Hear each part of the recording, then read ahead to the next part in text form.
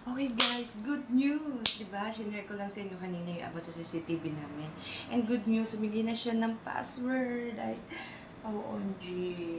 Tutuwa ako. Ngayon, kasi na lang, binigay sa akin ng partner ko yung password ng CCTV namin doon. OMG. Alam mo, bumili pa ako ng CCTV. My gosh.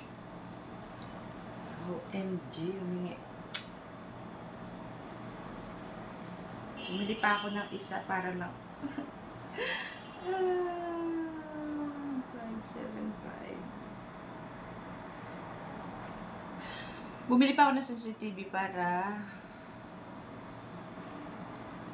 makita ko lang kasi nga, di ba? Tapos, bakit ganun? Ayaw.